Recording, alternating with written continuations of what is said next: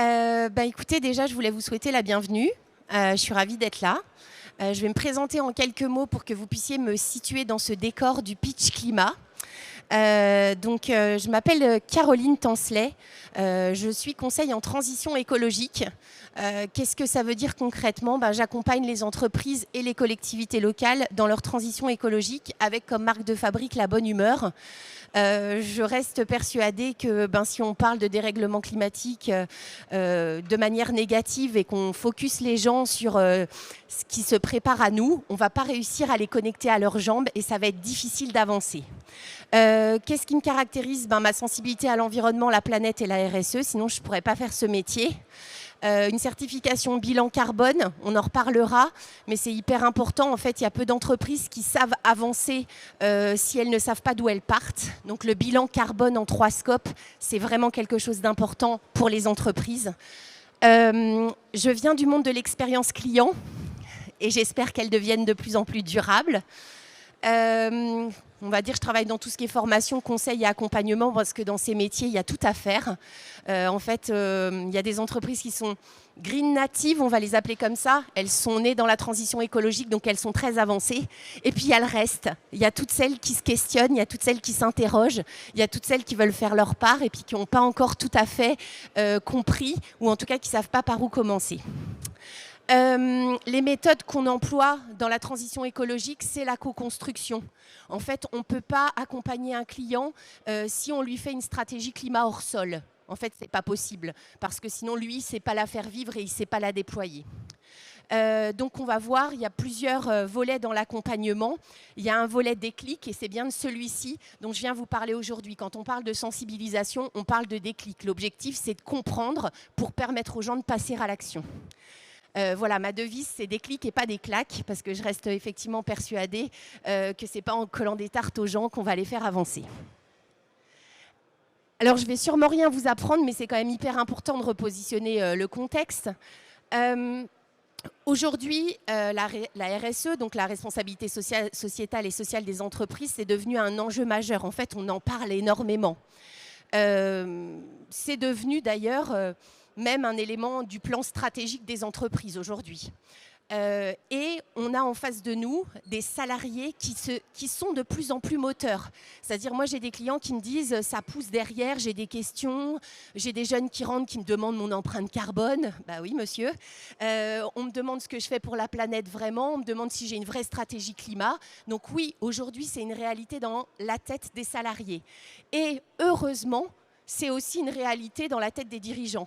Parce qu'en fait, on ne peut pas faire bouger les lignes d'une entreprise si on n'a pas aligné les planètes, celles des salariés, celles de l'environnement et celles des dirigeants. Alors par contre, aujourd'hui, il y a 97% des salariés qui estiment qu'ils ont un vrai rôle, eux, mais surtout leur entreprise à jouer par rapport à l'environnement. Et ça, c'est aussi une très bonne nouvelle. Ils sont un peu moins nombreux, mais quand même, ils sont plus de 80%, nos dirigeants, à vouloir faire bouger les lignes et à vouloir s'interroger sur leur modèle d'affaires.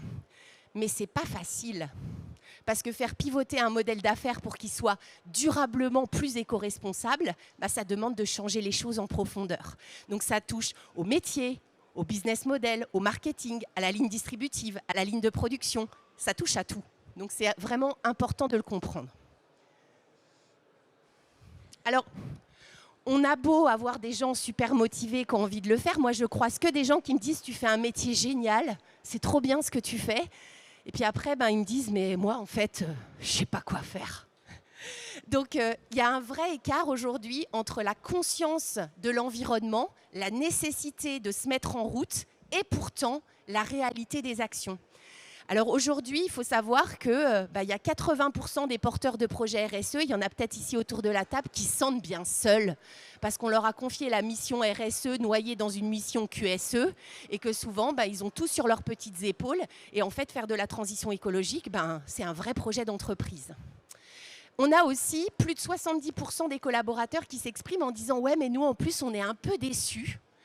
Parce que sincèrement, on trouve que, alors oui, il y a eu des choses, oui, on en parle, oui, on fait débrayer la machine à café, oui, maintenant on a des gourdes, mais en fait, est-ce qu'on fait vraiment quelque chose ? Est-ce qu'on a vraiment fait dévisser notre empreinte carbone ? Est-ce qu'on a une vraie stratégie carbone de long terme ? Ça questionne. Et souvent, l'enjeu, c'est par quel bout on commence. Et pour commencer par un bout, il faut avoir compris et il ne faut pas être seul. Parce qu'en fait, seul, c'est trop lourd. C'est trop lourd pour le dirigeant, c'est trop lourd pour les 2-3 responsables RSE, s'il y en a 2-3, voire même un demi, dans les entreprises pour faire pivoter les lignes. Et c'est trop lourd d'autant plus qu'on ne va pas se mentir, le défi est immense. Le défi, c'est celui-là. À l'échelle d'une tête et de 2 jambes, je le dis toujours, parce que c'est hyper important de l'avoir d'abord dans sa tête et dans ses jambes avant de le donner aux autres ou aux entreprises. Qu'est-ce que ça veut dire de faire sa part? C'est tout simplement respecter les accords de Paris. Les accords de Paris, c'est quoi? C'est rester en deçà des 2 degrés de température de la Terre d'ici à 2050. Qu'est-ce que ça veut concrètement dire en termes d'empreinte carbone pour chacun d'entre nous? Ça veut dire, en moyenne en France, en 2018, on était proche des 12 tonnes de CO2 par an. On va voir après que souvent, on ne sait pas ce que ça représente. En tout cas, ce qu'il faut retenir de ce schéma, c'est que d'ici à 2030, autant vous dire demain, il faudrait qu'on soit tous à 6 tonnes. C'est jouable. On peut vivre connecté à la réalité, aux autres, sans boire que de la tisane aux orties et faire la salutation au soleil en étant à 6 tonnes par an. Et puis en 2050, il faut être à 2 tonnes. 2 degrés, 2 tonnes. 2 tonnes, ça veut dire quoi? Ça veut tout simplement dire diviser en moyenne notre empreinte carbone par 6 ou par 5. Ça reste abstrait quand même, tout ça. On se dit, oui, la grande, là, elle nous raconte des trucs, j'écoute, j'entends, ça a l'air important. Et moi, ma vie, mes actions, mon entreprise, mes engagements, ça veut dire quoi finalement tout ça? Eh bien, c'est bien l'objectif de ce pitch climat, c'est reconnecter les jambes et les têtes des collaborateurs pour les mettre en action. Parce que là, vous m'avez sagement écouté, mais vous êtes plutôt passif. Mais je ne vous en veux pas, vous êtes venus à la conférence. C'est déjà un bon signe. Mais en tout cas, l'enjeu de la transition écologique, c'est l'engagement. C'est la mise en action réelle de nos structures, de nos jambes, de nos associations, de nos citoyens, à l'échelle de tout le monde. Et ce n'est pas la peine de s'attendre. Parce que si les autres attendent aussi, on va s'attendre encore longtemps. OK? Donc, l'enjeu dans les accompagnements que je vais proposer, et le pitch climat en fait partie, c'est d'avoir une boîte à outils qui réponde à vos besoins. Et je disais aux personnes qui ont déjà rejoint la conférence au départ, je ne suis pas venue vous vendre un produit sur étagère parce que ça n'a aucun sens en réalité. Chaque contexte est différent, chaque entreprise a ses secteurs, ses enjeux, chaque entreprise a son degré de sensibilité. Donc ce qui va être important, c'est vous positionner correctement sur l'escalier. Dans un monde idéal, on commence toujours à balayer un escalier par le haut. C'est un proverbe japonais. Dans la vraie vie, et pour la transition écologique, souvent, on commence par en bas. Une phase d'observation qui est hyper importante dans vos structures. Prenez le temps de savoir où vous en êtes. Si vous ne savez pas où vous en êtes, vous ne pouvez pas savoir quels sont vos objectifs pour décarboner vos activités. Et surtout, vous ne pouvez pas savoir où sont vos postes carbone. Souvent, on me répond « je trie mes déchets ». Vous connaissez l'impact climat du déchet en termes d'émissions de gaz à effet de serre? Quelqu'un a une idée en pourcentage? «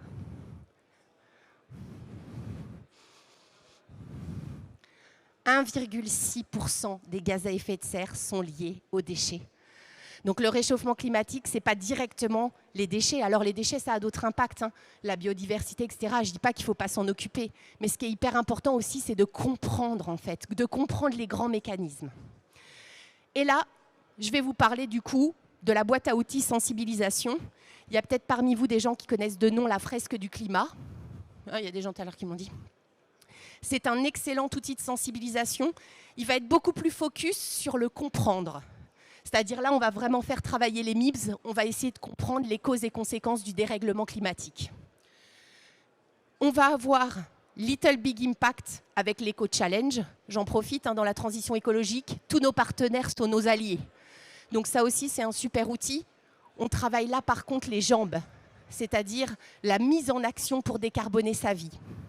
Et puis, entre les deux, le format hybride que je suis venue vous présenter aujourd'hui, le pitch climat, qui essaie d'allier à la fois une partie de compréhension de la problématique, ce que j'ai essayé déjà de faire un petit peu avec vous tout de suite, et puis la mise en action et une partie propre à votre structure, à votre entreprise, qui consiste à expliquer la stratégie climat. Parce que dans la sensibilisation, l'important aussi pour vos salariés, c'est de s'approprier cette stratégie climat, d'être capable d'en parler, voire même d'être capable ensuite de la vendre. Moi, je suis beaucoup demandée par les entreprises aujourd'hui parce qu'elles me disent « Caroline, on a fait notre part, mais les forces commerciales ne savent pas l'expliquer. » En fait, c'est dans notre ADN de respecter les matériaux, la production, d'avoir des produits qui sont quelque part très responsables, mais en fait, notre force commerciale n'est pas à l'aise pour le mettre en avant. Ben oui, mais c'est OK, pour être à l'aise, pour parler de ces sujets-là, il faut avoir un minimum de connaissances. Donc ça en fait partie. Ça fait partie du sujet. Et enfin, les 2 dernières briques qui sont primordiales, mais je déconseille de s'y engager si on n'est pas passé par les 2 premières marches, parce que sinon on va se prendre les pieds dans l'escalier. La mise en action. La mise en action, ça se fait dans un cadre réfléchi. Ça nourrit une stratégie pensée, une stratégie ancrée, une vision. La difficulté aujourd'hui des dirigeants qu'on accompagne et des entreprises qui doivent faire leur part, c'est qu'elles n'ont pas de vision. Elles ne savent pas comment construire leur stratégie climat et en faire, quelque part, un modèle différenciant sur leur marché face à leurs clients. Or, pour venir de l'expérience client, aujourd'hui, il n'y a rien de plus différenciant que ça. Donc, c'est vraiment un élément important.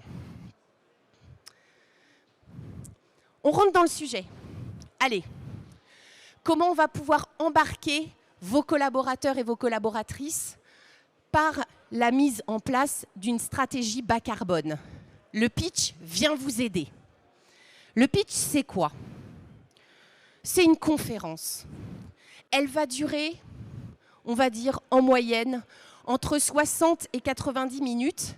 Et c'est un format interactif et gamifié autour du climat qui cherche à faire comprendre les causes et les conséquences du dérèglement climatique et surtout un moment très personnalisé entre vous, clients, et les contenus qu'on va vous proposer.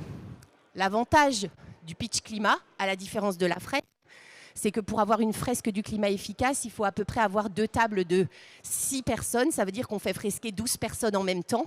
Et souvent, les objections qu'on a des clients, c'est de nous dire moi, je voulais faire ça pour 350 ou 400 collaborateurs. Ça ne va pas passer, la fresque, Caroline. Là, on est sur du mass marketing. Sandra et Frédéric viennent du monde du mass média. Ils ont pensé le pitch pour dire, mais nous, ce qu'on veut, c'est un événement qui puisse faire le buzz sur le climat. Donc, le format est extrêmement adapté. Ça veut dire qu'il peut être à la fois en physique, comme aujourd'hui, que en digital. On en a fait plein quand on était confinés. C'était horrible, mais au moins on a fait ça. Et il peut même être en figital. C'est-à-dire, j'ai des gens en physique et j'ai des gens qui suivent en duplex à distance. Ça veut dire que j'ai même des forces commerciales qui peuvent suivre le pitch climat à distance, même sans avoir besoin d'être sur un seul et même site. Ça, c'est vraiment l'avantage par rapport à ce format. Quand on parle de format interactif, et j'espère pouvoir vous le faire tester, mais on a toujours l'effet démo et j'ai un très mauvais réseau ici, on utilise un outil qui s'appelle Menti. Peut-être certains d'entre vous le connaissent, Mentimeter. C'est un outil en fait de quiz en live. C'est-à-dire que vous allez vous connecter avec vos smartphones sur la plateforme et c'est ce qu'on va demander à chacun de vos collaborateurs quand ils vont faire le pitch. Et on va leur poser des questions pour les rendre interactifs dans cette conférence. Parce que vous l'aurez compris, si on est passif face au climat, on ne sait pas engager les actions. Donc l'objectif du pitch, c'est aussi de pouvoir mettre les personnes dans un format apprenant en action. Si vous avez des questions, n'attendez pas la fin. Oui. Oui, vous avez marqué le projet Candide, de quoi s'agit-il? Alors, oui, en fait, NotNow et Projet Candide, c'est les structures en fait de Frédéric et de Sandra, puisqu'en fait, on est un réseau d'indépendants et c'est eux qui ont créé le pitch. C'est pour ça qu'ils sont toujours en bas à gauche, parce que c'est eux qui sont à l'origine de la création de cet outil. Je vous les montre à la fin. D'ailleurs, ils vont arriver en photo avant. Voilà, on voit Sandra. Donc, je vous montre ici les 2 formats qui sont possibles. On a soit un format en présentiel, où là, on va animer le pitch, comme on va pouvoir le faire aujourd'hui. On sait le gérer dans plusieurs langues, en anglais, en français notamment. On est en train de développer un format même en espagnol. Et on est sur une durée qui dure de 1 heure à 90 minutes. Donc autant vous dire que quand on m'a dit ici c'est 40, je me suis dit bon bah je ne vais pas le faire comme d'habitude parce que ça ne va pas tenir. Mais l'objectif c'est que vous compreniez dans quoi ça s'inscrit et à quel de vos besoins ça va répondre. On voit ici qu'on est dans des séminaires, qu'on est dans des kick-offs, qu'on est dans des journées RSE. Tous les formats sont possibles. On voit aussi qu'on s'est assuré du distanciel, faire du live stream, travailler avec des gros clients pour être sur un site et se raccorder à d'autres sites. Tout est possible. L'avantage, c'est que l'interactivité se fait grâce à l'outil Mentimeter. Alors, on va tester. Vous allez essayer de prendre vos téléphones. Ça, c'est l'effet démo. Vous allez aller sur menti.com.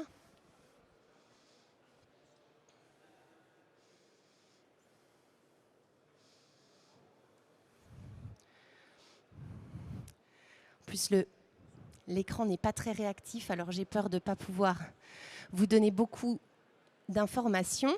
Et vous allez taper le code 6889 88 91. Est-ce qu'il y en a qui arrivent déjà à se connecter?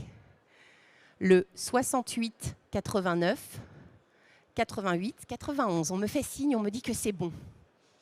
Waouh, waouh, waouh.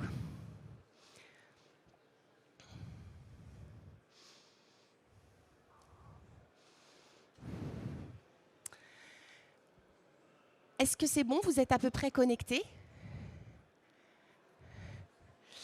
Alors, on va essayer de retrouver le 68 89 88 91. Et pour que vous puissiez montrer et voir surtout comment ça fonctionne Menti et comment on sait mettre les gens en action, vous voyez là j'ai réussi à réveiller tout le monde. On voit bien que c'est toujours une question d'attention. Je vais vous poser une première question. Savez-vous ce qu'est cette image? Qu'est-ce qu'elle représente? Un satellite du monde, une projection du monde en 2100, la couverture d'un rapport, un exercice de coloriage. Est-ce que vous savez à quoi ça correspond? Allez-y, prenez votre temps, vous êtes sur Menti, ça vote en live. Donc là, c'est aussi hyper intéressant, vous voyez le format, on est sur un format interactif, c'est-à-dire on sait faire participer le public, qu'il soit debout, assis, à distance. Et l'avantage qu'on a, c'est que du coup, on peut même faire venir des populations qui n'ont pas de PC portable, parce qu'on a eu un fort enjeu dans le commerce, et notamment sur tout le réseau distributif. Pour ne pas les citer, on accompagne Leroy Merlin. On avait besoin que toutes les équipes des magasins se mettent dans des salles et puissent participer. Là, on nous a dit avec ça, c'est génial. En fait, les gens, ils sont acteurs et on n'a pas besoin de les équiper d'un outil informatique parce que tout le monde a un smartphone perso. C'est bon, ça? Alors, est-ce que vous avez voté? Il y a une petite préférence pour une projection du monde en 2100. On y va. Vous êtes 25 à avoir voté.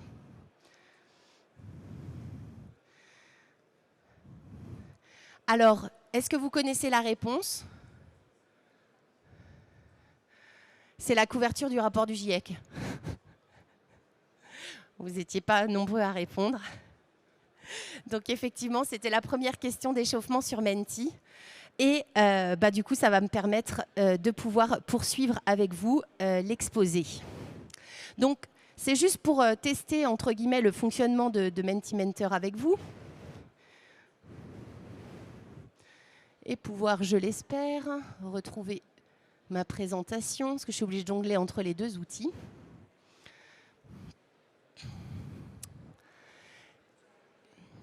Alors là, il faut vous imaginer qu'on est en conférence continue et que je n'ai pas besoin de jongler entre les deux outils. Et je vous fais rentrer en fait ici dans l'univers du pitch climat. Donc la première phase du pitch climat, une fois qu'on a mis tout le monde sur l'outil, que tout le monde avait compris qu'ils allaient voter, qu'ils allaient participer, qu'on allait leur poser des questions, on leur présente en fait cette grande fresque. Alors sur cette grande fresque, vous voyez tout simplement ici un grand dessin de ce qu'on va vous présenter et qu'on va parcourir ensemble pendant les 20 prochaines minutes.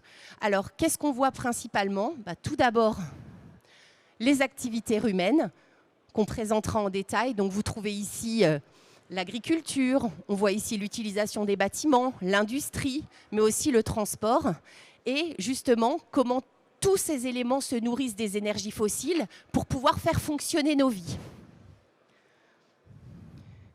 On va faire aussi un focus sur ce qu'on appelle être l'effet de serre, le mécanisme de l'effet de serre et surtout les émissions de CO2, puisque c'est le cœur du sujet du réchauffement climatique. Donc on prend le soin ensuite de l'expliquer. On parle aussi bien sûr des conséquences, de l'impact que ça a notamment sur la biodiversité. Qu'est-ce qui se passe quand la planète se réchauffe, quand l'air et l'eau se réchauffent? Et surtout, quelles sont les conséquences de tout ça sur nos vies d'êtres humains, sur la biodiversité en général et sur le vivant? Alors, on va justement commencer par la fin et je vais vous emmener plus spécifiquement sur les conséquences. Alors, des conséquences qu'on connaît trop bien, hein. Avec l'été qu'on a passé, on ne va pas vous faire un dessin. On sent que ça chauffe, les gens commencent à le comprendre et l'objectif, c'est vraiment de pouvoir réagir. Alors, on a d'abord les canicules. Bon, ça, je crois que tout le monde a compris. On va avoir ensuite les incendies. Ça aussi, c'est des choses qu'on côtoie. La sécheresse et l'enjeu des ressources à l'eau, également un vrai sujet. Sans oublier les cyclones. Et enfin, tout ce qui est crues et épisodes pluvieux qui deviennent de plus en plus intenses. Alors, la question qu'on se pose, c'est mais finalement, qu'est-ce qui se passe en fait? Est-ce qu'on a un lien avec ce dérèglement climatique? Est-ce que c'est nos actions? Est-ce que c'est notre activité humaine qui accélère les phénomènes? Et pourquoi, en fait, tous ces phénomènes ont de plus en plus d'intensité et augmentent de plus en plus, et en nombre et en force? Alors, la première question que je vais vous poser, du coup, je vais vous donner rendez-vous sur Menti. Et normalement, c'est direct et c'est fluide. Je vais vous poser une première question sur l'effet de serre. Je vais vous demander, qu'est-ce que l'effet de serre? Normalement, vous devriez voir apparaître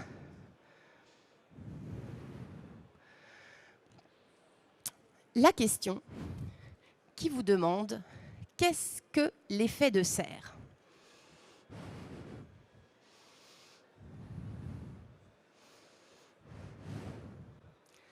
Allez, on attend le premier qui se lance, ça réfléchit. Ah là là, elle n'est pas sympa, elle n'a pas donné de proposition. Il faut que j'écrive un truc. Alors regardez bien les dessins. Rayonnement solaire à la surface de la Terre. Wouh! Yes!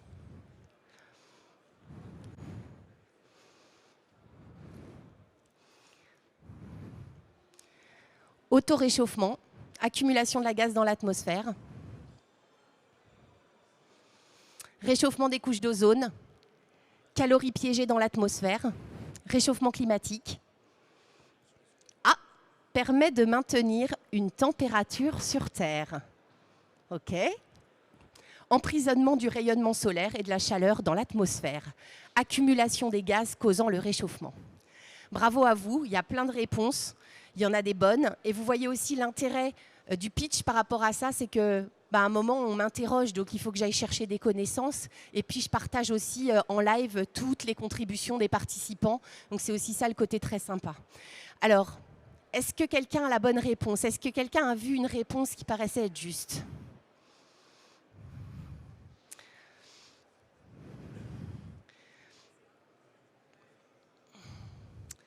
L'effet de serre, c'est tout simplement une couette autour de la Terre.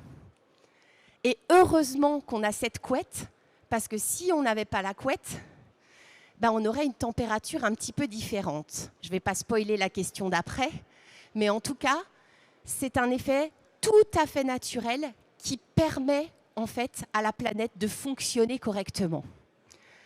Et du coup, je vous pose la question suivante, immédiatement, il y en a qui sont déjà partis. Quelle serait la température moyenne de la planète si nous n'avions pas l'effet de serre? J'enlève la couette. Ça donne un indice quand même. Est-ce qu'il fait 15, moins 18, 0 ou 14 degrés? J'ai du moins 18 qui part en tête. ça réfléchit devant, ça se concerte. Alors ça aussi, c'est le côté très sympa du pitch, hein. Souvent, les gens se mettent en binôme aussi pour répondre. Ça permet de passer un bon moment. Est-ce que c'est bon ? J'attends encore un petit peu. On est à 26 réponses, mais tout à l'heure, il y avait des gens qui jouaient même autour. Donc, du coup, c'est pour ça que j'attends à peu près. On doit être là, on doit être bien. Alors, la bonne réponse, c'est bien celle-ci. C'est moins 18. Et moins 18, qu'est-ce que ça nous évoque ? Ça nous évoque heureusement qu'il est là, cet effet de serre. Mais là, tout le monde se dit, mais je ne comprends pas en fait. Alors du coup, il fait froid ou il fait chaud ? On a besoin de cette chose ou on n'en a pas besoin ? Oui, en fait, on en a besoin parce que sinon, il ferait drôlement froid. On serait en pleine ère glaciaire complète et la vie sur Terre ne serait pas possible. Donc heureusement qu'on a cette couette. Mais le sujet, ce n'est pas la couette. Le sujet, c'est toutes les plumes qu'on lui rajoute à cette couette. Alors il faut savoir qu'aujourd'hui, en moyenne sur Terre, il fait à peu près 15,1 degrés. OK. Alors souvent, ce qu'on fait, c'est qu'on confond la température de la Terre et la météo.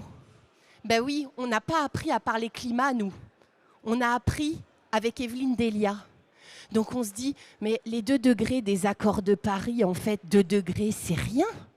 Parce que quand je me lève, il est 7, j'amène les enfants à l'école, à 10h, il fait 11, on les a pris.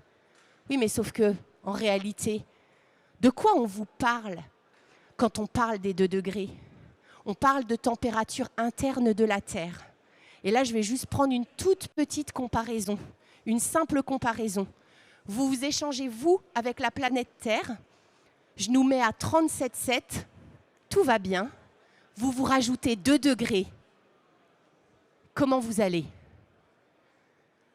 Vous êtes au fond de votre lit. Donc ça, c'est hyper important aussi de le comprendre. C'est que quand on parle de température interne de la Terre, on parle essentiellement de la température de la Terre en interne. Et donc, c'est de celle-ci dont il faut absolument se préoccuper. Alors, moi, je vous ai parlé ici. Pardon, je suis obligée de jongler entre les 2 outils, c'est pas pratique. Et d'habitude, j'ai un casque avec un micro, c'est compliqué. Tout va bien.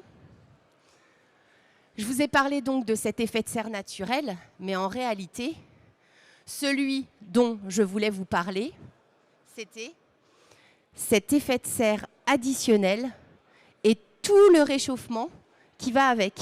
Ça veut dire ces degrés qu'on prend parce qu'on accumule de la chaleur liée à nos activités humaines.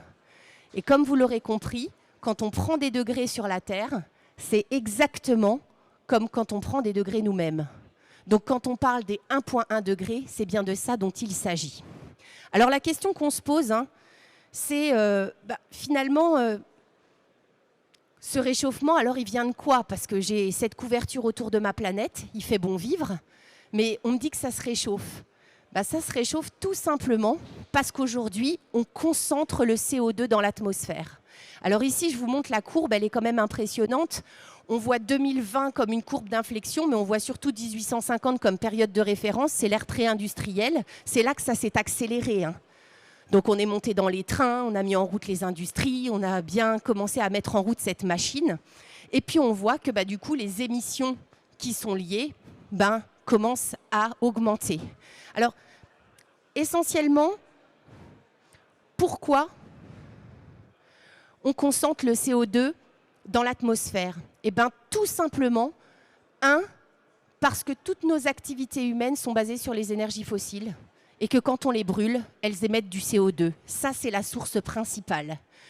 Dans le pitch, sur 1 heure, on vous parle aussi de la déforestation. On vous explique ce que ça veut dire et c'est quoi les impacts de la déforestation sur aussi l'augmentation de la température de la Terre. Alors, quand on parle d'énergie fossile, on parle de quoi ? On parle essentiellement du pétrole, du charbon et du gaz. Et ça, il faut savoir qu'aujourd'hui, comme vous le voyez, c'est 80% de nos activités qui reposent sur tout ça. Donc, on a derrière chacune de ces industries, forcément, des secteurs d'activité. Alors en France, on est les champions du transport. On a particulièrement une forte part de nos émissions qui sont liées au transport, c'est 15%. Donc quand on parle de transport, on parle de transport à la fois des gens et à la fois des marchandises. Donc il y a tout un enjeu logistique derrière. On a aussi, et c'est pas neutre, tout ce qui est lié à l'utilisation des bâtiments. Alors je ne vais pas vous faire la présentation du moment sur la loi énergie et puis sur les enjeux de pas surchauffer nos bâtiments parce qu'on est bien en peine de savoir si on va avoir assez de gaz pour le faire. Mais en tout cas, la réalité, c'est qu'on sait depuis toujours que l'utilisation des bâtiments a un fort impact carbone. Donc là, il y a une grosse zone d'amélioration, souvent pour les entreprises du tertiaire ou celles qui ont des magasins. C'est souvent 20% du poids carbone. Je ne vais pas rentrer dans le détail aujourd'hui parce que je n'ai pas le temps de vous le dérouler en entier, mais quand on fait le pitch, je vous parle aussi de l'agriculture. L'agriculture, c'est un quart de nos émissions. Ça paraît énorme parce qu'on se dit, mais finalement, est-ce que c'est les engins, etc. Est-ce que quelqu'un sait ce qui se cache derrière les 25% de l'agriculture? La chimie des produits, ouais, notamment le protoxyde d'azote, exactement, les engrais, mais pas que. Les vaches, je vois. Est-ce que vous savez quoi des vaches? Le méthane des vaches, exactement. Et le méthane des vaches qui vient d'où? On va jusqu'au bout parce que souvent on est plein de croyances. Exactement. Notre petit bovin, comme il a une panse, il a un système de centrale à méthane à l'intérieur de son corps. Donc souvent on me dit, mais enfin Caro, moi j'ai pas compris, du coup il faut plus manger de viande, c'est ça, comme ça on est tranquille. Alors j'explique toujours aux gens qu'en fait il y a des viandes qui sont plus ou moins carbonées, et ça c'est important de le comprendre. Et on a souvent dit la viande rouge, en réalité c'est lié à l'activité du bovin. Et donc le bovin, qu'est-ce qu'il a? Il a effectivement cette panse, cette digestion eutérique à l'intérieur de son corps. Et quand il rote, tout simplement, il émet du méthane. Est-ce que vous savez pourquoi on parle du méthane du coup et pourquoi ça pèse lourd dans le bilan carbone de l'agriculture?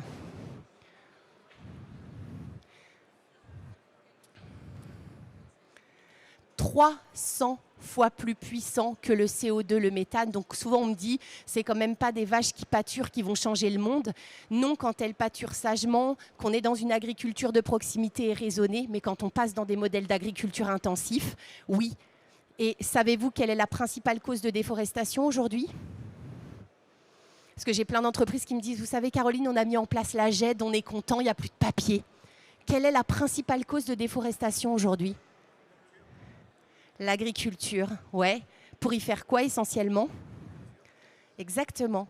On déforeste au bout du monde des sols pour pouvoir y faire pousser du soja ou du maïs qu'on envoie pour nourrir nos bovins en France, qui parfois repartent pour être mangés à un autre endroit. Donc voilà, ça c'est aussi hyper important de questionner ce modèle et de le comprendre surtout. Après, chacun agit, chacun fait ses choix, mais c'est hyper important de le comprendre. Et enfin, dernière part et pas la plus neutre, 40% portés par l'industrie. Et qu'est-ce qui se cache derrière l'industrie? Il se cache des tas de choses, c'est-à-dire toute notre vie de consommation. Nos vêtements, nos smartphones, nos vélos, nos meubles, voilà, tout ce qu'on porte et tout ce qu'on achète. Et ça, c'est aussi quelque chose de très lourd. Et du coup, j'ai une question à vous poser. À nouveau, quelle est la part du numérique dans les émissions mondiales? Alors j'y retourne, désolée, à nouveau c'est pas fluide, ça prend beaucoup de temps.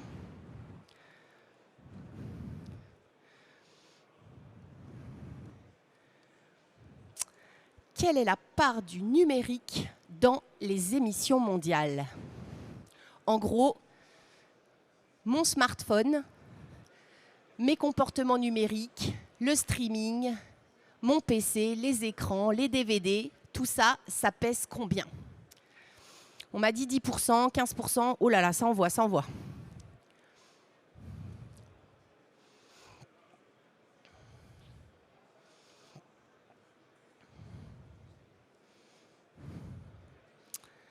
Voilà, on est à peu près là, on est à 24, 26, on est bien par rapport aux réponses. Alors, est-ce qu'on a la bonne réponse ici? Ben non. Le numérique, c'est encore que 4% des émissions dans le monde, Mais par contre, c'est un poste qui est en pleine explosion. On prévoit malheureusement que pour les 10 prochaines années à venir, ce soit en fait proche de 8 à 10% des émissions de gaz à effet de serre. Donc il y a un vrai sujet autour du numérique. J'ai une deuxième question à vous poser. Est-ce que vous savez quel est le vrai poste carbone du numérique? On me dit le stockage des données. Le cloud, sac à dos du numérique. Qui sait? On reste toujours cloud? Vous êtes tous d'accord?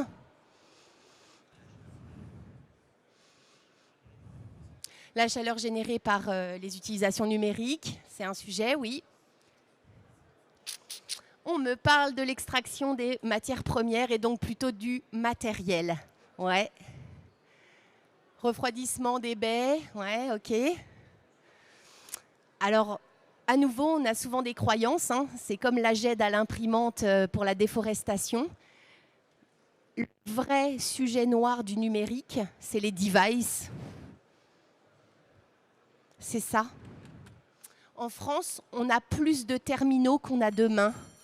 Et l'empreinte écologique du numérique, c'est avant tout le hardware, le matériel. Donc c'est derrière faire un vrai geste pour l'environnement, c'est souvent aller chercher plutôt du matériel de seconde main sur le numérique. Ça, c'est un vrai geste pour l'environnement. Alors je ne dis pas qu'il ne faut pas nettoyer sa boîte mail, parce qu'en plus, parfois, elle est copiée à 3 endroits différents, y compris dans des clouds et dans des baies qui sont refroidis.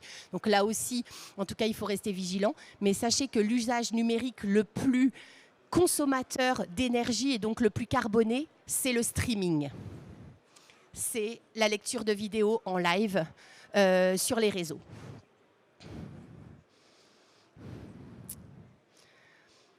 Et enfin, on va terminer là-dessus puisque je ne pourrais pas vous déployer tout le pitch et je vais passer ensuite à la suite.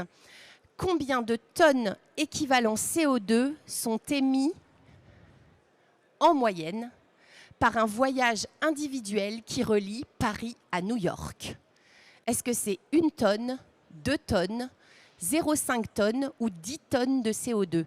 Et souvenez-vous, dans l'intro, je vous ai parlé des tonnes. Alors, je ne sais pas si vous avez retenu. Ouais, vous n'étiez pas encore en action.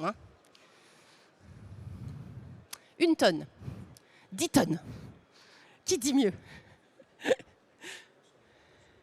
Ah, ils ne sont pas d'accord devant. Du coup, vous avez fait. C'était peut-être la moyenne des deux. Ok, j'ai du 2 tonnes qui monte, 33, 10 tonnes. Allez-y, je vous laisse voter. Combien de tonnes équivalent CO2 sont émis en moyenne par un voyage individuel Paris-New York? Non, non, non, non. Il y a une seule personne. Non, non. Alors, remis à l'individu sur un avion de la taille d'un Paris-New York, remis. Ah bah non, non, non, Dieu soit loué. Ah bah non, sinon, oui, oui. Ah bah sinon, on est à 3 chiffres. Oui, oui, non, non. Non, non, non, non, non. On est même à 4 chiffres. Pardon, je dis une bêtise. Alors, on y va. On donne la réponse. 2 tonnes. Alors, 2 tonnes, qu'est-ce que c'est? Il y en a qui suivent ou pas? Oui, j'ai l'impression qu'il y en a qui suivent.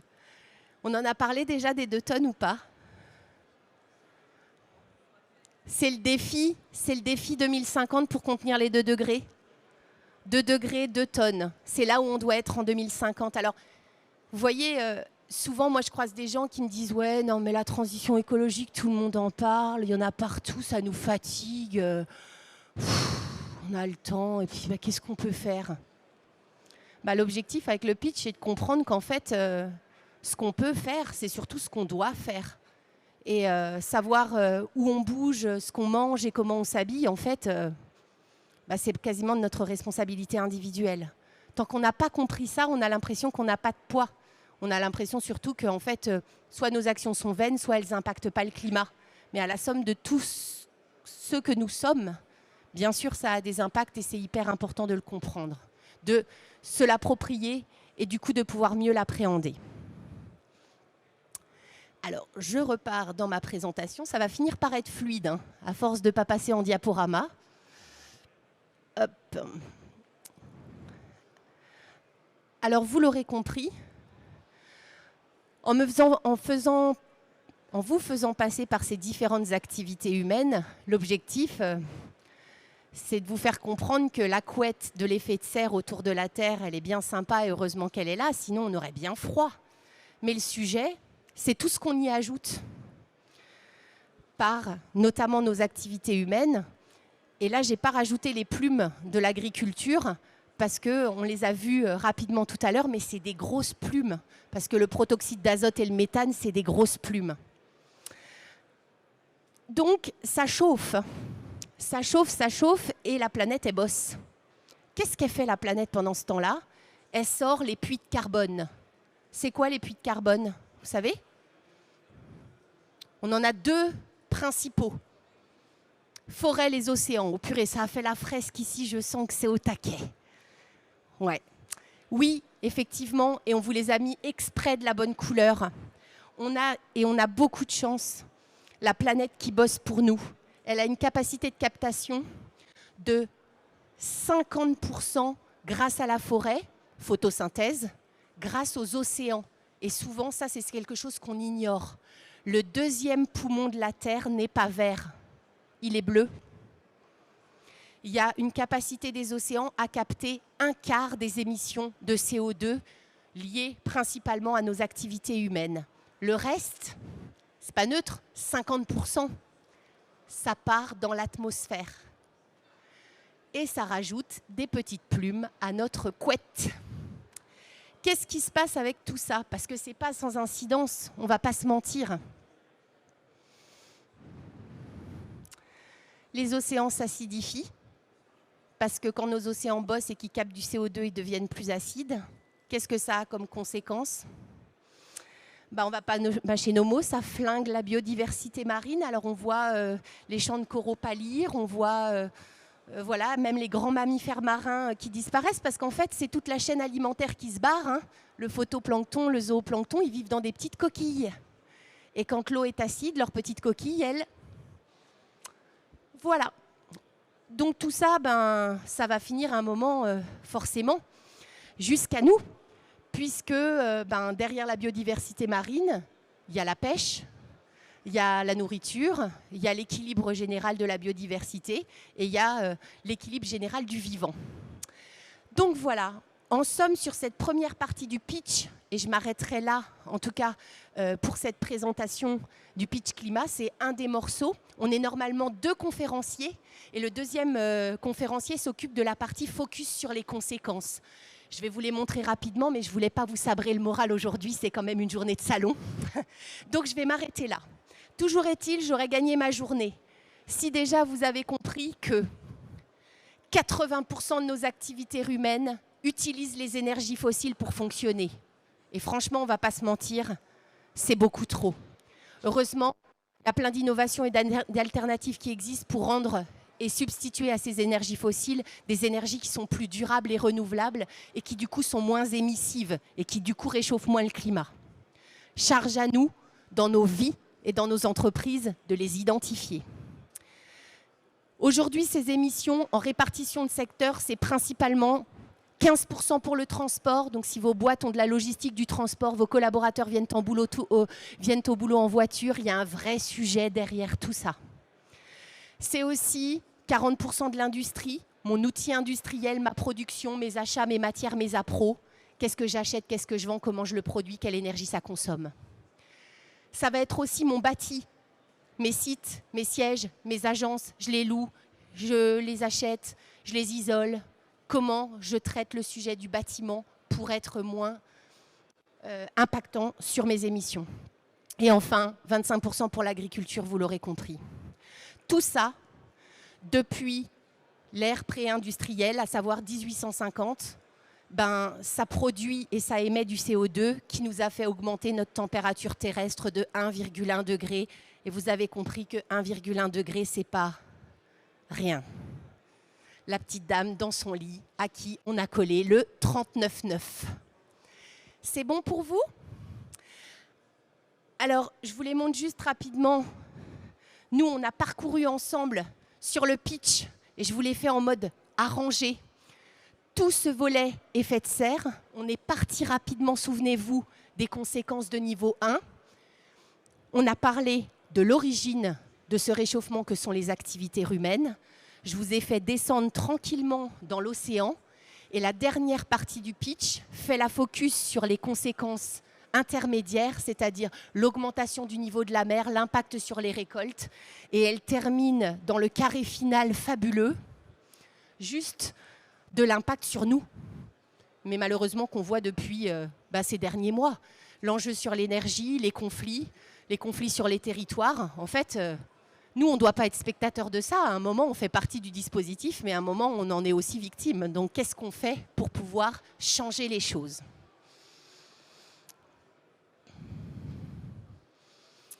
Vous l'aurez compris, et ce n'est pas de moi, hein, elles sont souvent citées, ces expressions, le GIEC les a reprises. 1,5 degré, en fait, ce n'est pas rien. Chaque action compte, chaque dixième de degré compte.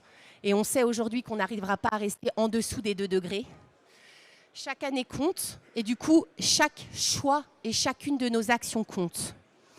Donc, quand on est dans le pitch climat en live, à ce moment-là, en fait, on demande aux gens de dire ce qu'ils ressentent. Pourquoi cette phase est capitale dans le pitch ? Parce qu'en fait, on s'est rendu compte que quand on a agité la tête, si on veut reconnecter les jambes, il faut passer par le cœur. Émotion, en latin, c'est movere, le mouvement, l'action. On ne peut pas laisser et reconnecter les jambes si on n'a pas accueilli ce qu'on ressent. Et peu importe ce que l'on ressent, ce que vous ressentez là aujourd'hui, là maintenant, on a de tout et c'est ça qui est très intéressant aussi à faire pendant cette phase de pitch, c'est qu'on voit bien que les émotions sont très diverses. Il y a ceux qui sont passés à l'action, il y a ceux qui sont dans la peur, il y a ceux qui sont dans l'incertitude, il y a ceux qui sont dans la colère. Et c'est hyper important de s'interroger sur ce qu'on ressent. Et c'est du coup ce que je vous demande aussi vous de faire, parce que c'est une phase clé pour pouvoir embrayer la suite. Si on n'accueille pas ce qu'on ressent, on ne peut pas se reconnecter à l'action. Ensuite, dans le pitch, on se reconnecte. C'est-à-dire, on a donné des infos, on a fait réfléchir les têtes, on a accueilli ce que ressentait chacun des participants. Et on se dit, mais en fait, tout ça commence par moi. On est monté bien haut, on est allé bien loin dans l'océan, mais finalement, ces activités humaines, c'est nous dans nos choix, c'est nous dans nos vies, c'est nous dans nos vies privées, c'est nous dans nos vies de salariés. Et souvent, on tord le cou du colibri. Ça sert à rien, ce que tu fais, Caro, c'est une goutte d'eau dans l'océan. Mais franchement, c'est pas nous qui allons changer quoi que ce soit. Alors, ce qu'il faut savoir, c'est qu'aujourd'hui, il y a 25% des émissions de gaz à effet de serre qui sont portées par les actions individuelles. Et du coup, et c'est pas neutre, 75% qui sont portées par les collectivités locales, territoriales et les entreprises. On est au bon endroit ici. OK ? Donc là, on est en train de se dire, ils n'ont qu'à commencer. Donc non, on ne rentre pas dans le triangle de l'inaction. L'action, c'est d'abord nous, parce que nous, on est aussi des citoyens, on est aussi des salariés, on est aussi des parents responsables de nos générations futures. Donc finalement, l'objectif, c'est d'emmener tout, c'est de ne pas attendre. Et pour s'en sortir, vous vous souvenez des 2 tonnes ? Il faut savoir où on en est. Donc, vous faites le lien avec ma première étape de tout à l'heure, la première marche de l'escalier, avant de demander à votre collaborateur, à votre entreprise de savoir son bilan carbone 3 scopes, c'est quoi ? C'est quoi le mien ? C'est quoi mon bilan carbone à moi ? Donc là, je vous ai affiché celui d'un Français en moyenne. Et là, on voit que c'est des sujets sur lesquels on a quand même complètement la main. Le premier poste carbone des Français, c'est le transport. On est des grands voyageurs. Là aussi, on voit, et c'est souvent, on taille la bavette à l'avion. Il faut savoir que le transport aérien, c'est le privilège de certaines personnes. Finalement, tout le monde ne se déplace pas en avion tout le temps. Ça pèse lourd à l'unité, mais sur notre empreinte carbone générale, en moyenne pour un Français, c'est assez faible. Le vrai sujet, c'est notre tuture au quotidien. Moi, quand je suis devenue vélo-taffeur, il y en a qui m'ont dit « mais elle est folle ou quoi ?» En fait, elle est folle ou alors elle veut dézinguer son empreinte carbone. Toucher à son transport, à sa mobilité au quotidien et l'adoucir, c'est toucher tout de suite un poste de son empreinte carbone. On voit 2 tonnes la voiture par an en moyenne pour un Français. Ensuite, il y a ce que je mange. Et vous l'aurez compris, on a parlé des bovins, on a parlé du méthane. Bah oui, il y a le poids de la viande dans mon alimentation. Il faut savoir que mon alimentation, c'est quasiment 2 tonnes d'œufs sur mon année. Vous vous souvenez les 2 tonnes de 2050, hein. Il faut toujours se les rappeler, ça permet toujours de se dire « Allez, ça y est, maintenant j'ai gagné les métriques ». Il y a « Je me loge » aussi, et on voit le poids du gaz et du fioul, ça tombe bien, il va y en avoir moins. En tout cas, rien de tel qu'une petite laine, que 1 ou 2 degrés de moins chez soi, c'est 7% de gaz à effet de serre en moins. C'est écolomique, même pour les boîtes. Donc ça aussi, c'est quelque chose de tout simple à faire. La pratique des éco-gestes, c'est juste d'agir sur ça. Item j'achète. Bah oui, qu'est-ce que je mets dans ma maison? Qu'est-ce que je mets sur mon dos? Mes fripes, mes vêtements. Ça aussi, ça a directement de l'impact. Vous voyez, on cherche toujours le déchet, hein. Il n'est pas encore là. Je ne sais plus où il est. Ah, il est dans le « Je me loge » avec l'eau. Vous voyez, juste pour les gens qui vous disent « C'est bon, merci, je trie déjà ma poubelle ». Ne lâche rien. Mais quand même. Et enfin, dépenses publiques. Alors c'est là que le français il fait « Ah ouais, non mais là c'est l'État qui pèse sur mon empreinte carbone ». Ben oui, mais parce qu'en France, on a un État qui instruit et un État qui protège et on a bien de la chance. Je peux vous dire qu'il y a des pays où on n'a pas le système de santé et d'éducation qu'on a, même si on trouve qu'il se dégrade.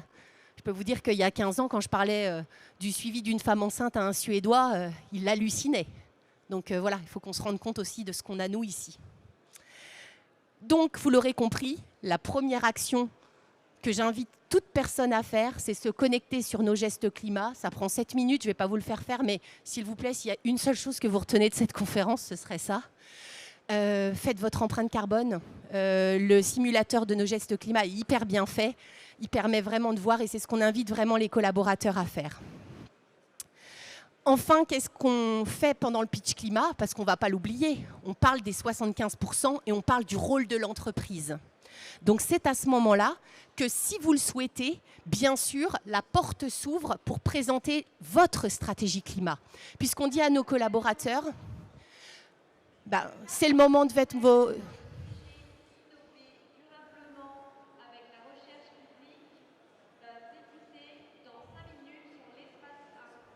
Il me reste donc 5 minutes.